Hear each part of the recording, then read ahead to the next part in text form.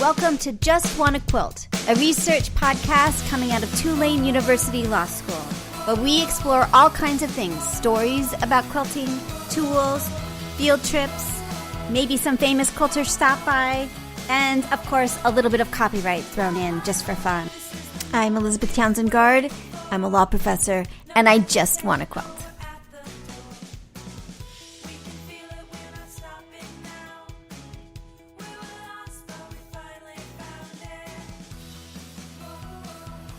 Today we're talking to Sherri Ashford of Copper Canyon Quilting. It's a new shop. They just opened this year, and she talked to us about all the kinds of things she's working on and the great ideas she has for the shop and what it is to be a new shop owner. I hope you enjoy.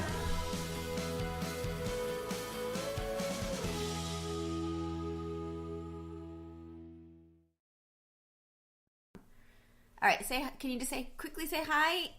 To check the level to make sure we got you on recording. Oh, sure. Hi. Fabulous. Well, you talked to Judy Walker. My colleague, who I adore. So, in Houston. Oh. You probably don't remember. That's okay. Oh, yes. Yes. She's wonderful. And what I would love to chat with you about today is, and I've watched a bunch of the videos about your store, which are lovely, and I wish I could come visit your store. It looks really great. I love the couch. Oh, wonderful. And so I just thought we would chat about sort of what it is. So the idea behind the project is to really understand the quilting industry from every level, from the person that makes one quilt, to the person that shops at Joann, to the person that owns a shop, to designers, to thread makers, to all of it, to better understand sort of what role intellectual property and social customs play within the industry. So I don't really ask a lot of intellectual property questions. I'm just trying to understand at this point, at this first stage of the project, what constitutes the industry. So I would love to chat with you about your quilting life and also about opening and owning a shop, which would be super awesome if you're cool with that. Oh, absolutely. Okay, cool. So the first question we always, so also I'll just let you know, so if there's something you want to chat about and you don't want it, so this will be a research podcast and it will be, other people can, what my feeling is that I'm a wickedly good copyright professor. I'm a very average quilter. And so what I'm really trying to understand is, for someone like me, just a regular quilter who comes to your shop, how do I better understand what the industry is and where I fit within it? That's kind of the mindset that I come to it. So if there's something that I ask you that either you don't want to answer, you don't have to answer it.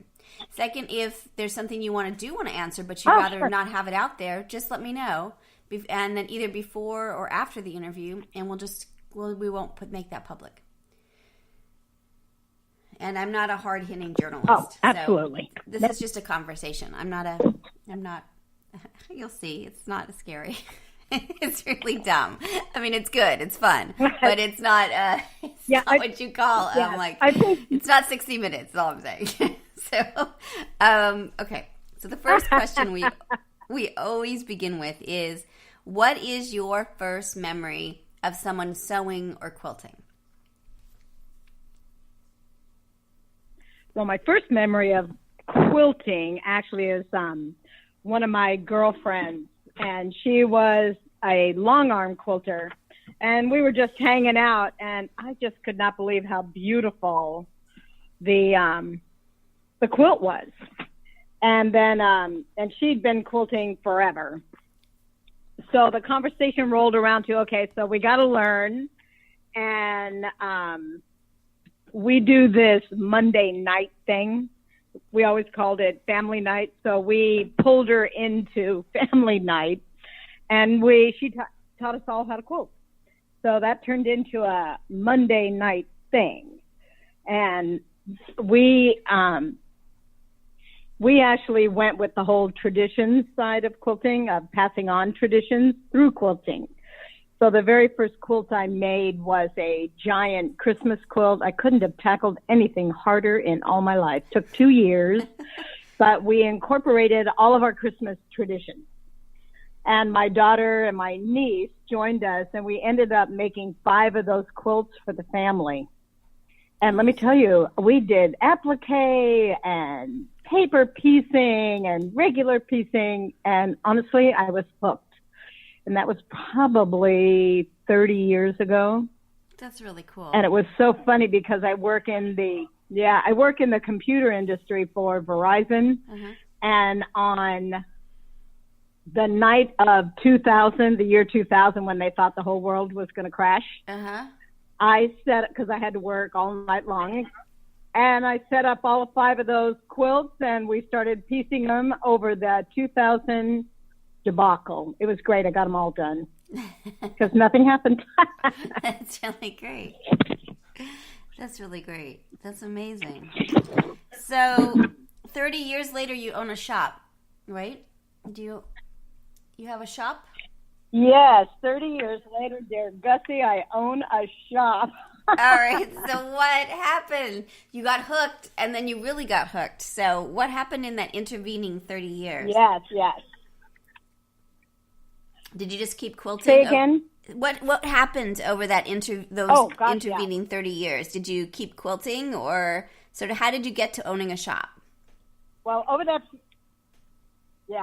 30 years, it was all about teaching everybody how to quilt, bettering my skills, taking classes from Joanne's to joining different sewing groups and joining guilds, becoming president, vice president, membership, doing quilt shows.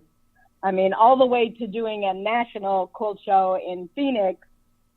I mean, I was really hooked. So. Yeah, you were. That's really... But teaching was a very big part. Why?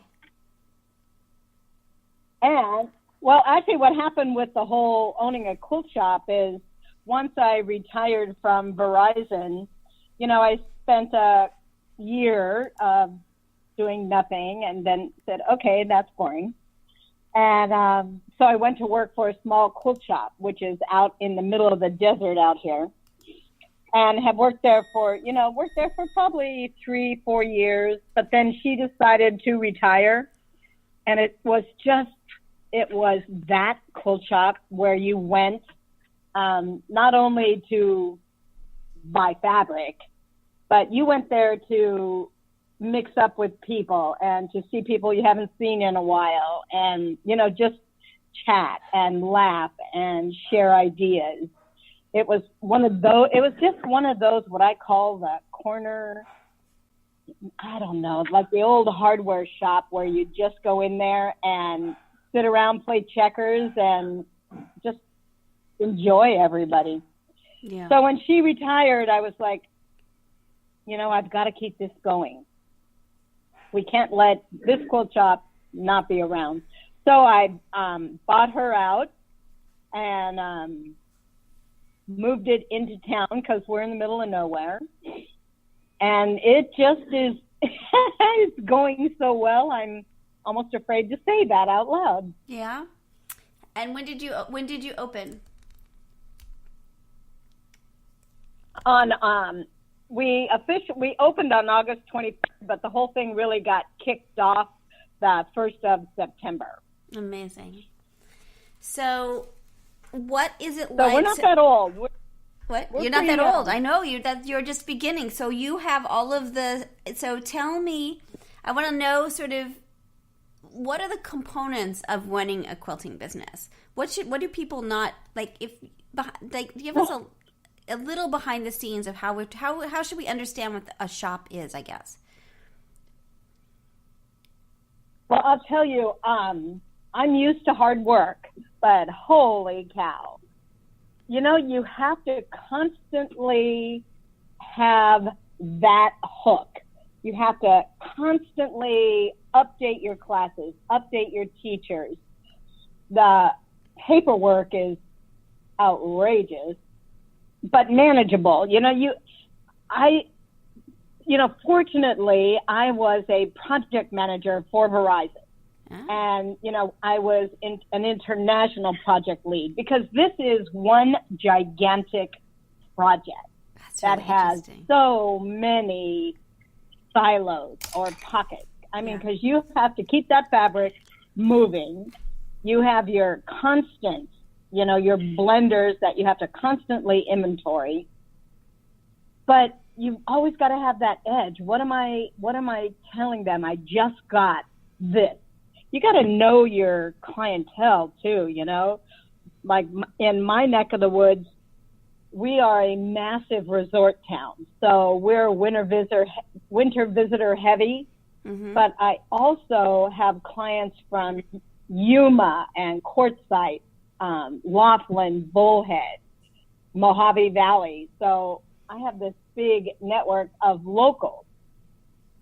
And in my mind, I'm like, I can't let the locals feel like chopped liver. I'm offering fabulous classes that the winter visitors are thrilled about, but I want to keep the local people thrilled so that I have business all year. So my biggest challenge is keeping the business, going, whether winter visitors are here or not. How are the winter visitors Because the rent's still different? got to be paid. Yeah, exactly. How are the winter visitors different than the local visitors? Yeah. Well, local folks really they're doing everything. They're doing quilts, they're doing lap quilts, they're doing wall hangings. But you know what? They want a challenge. They want to, because it is so bloody hot here, they want stuff that they can do during the summer and not have to be out in the heat. So I have to constantly be thinking ahead.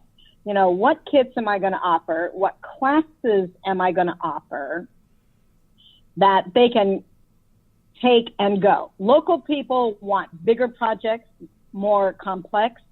Winter visitors are sewing in their motorhomes. So I have a balance that I have to maintain. That's really interesting. But of course, bigger projects cost more money. Bigger projects means you're buying bigger collections. So I am learning real quick that I have just got to watch the money. Yeah. I want to take advantage. I want to really, really work the winter visitor aspect because they're the money that I'm going to be able to use during the hot season to keep my local people happy. That's really interesting. So this is a interesting place, but thank God I worked, with a good quilt shop that I learned that. Yeah. Being a bigger quilt shop than she was, though, there's a lot of shelves to fill. Yeah. So how do you decide what you buy in terms of both fabric and notions? Well, notions, because I'm in the middle of nowhere, has turned into my bread and butter. I mean, it's almost like locusts. The notions are gone. I'm constantly reordering that because we don't have Joann's. We don't have anything here. Mm-hmm. And Hobby Lobby and Walmart are very limited. They've actually scaled down their fabric and notion sections. So interesting. So that's interesting. So tell me more. Say again. I said that's really interesting. That is a very unique space that you're operating in, where you're really the only game, and to service a whole bunch of people. And what we have here too, there's Fabrics Unlimited, and she's a more conservative shop. And then we have Havesu Quilts, and she's only open on Saturday. So we have a kumbaya where Havesu Quilts is very big on Riley Blake. So I stay away from the Riley Blake line. Fabrics Unlimited is Studio E, grunge, and those types of fabrics. So I stay away from that. Then the only other quilt shops you have to go all the way up to Kingman, and Donna's quilt shop up there, she's heavy on Case. But what I found out is everybody here, they're going, Sherri, we don't want to drive to Kingman. We want Case here. So I'm I'm entertaining that right now. Mm-hmm. So I just have to listen. I have a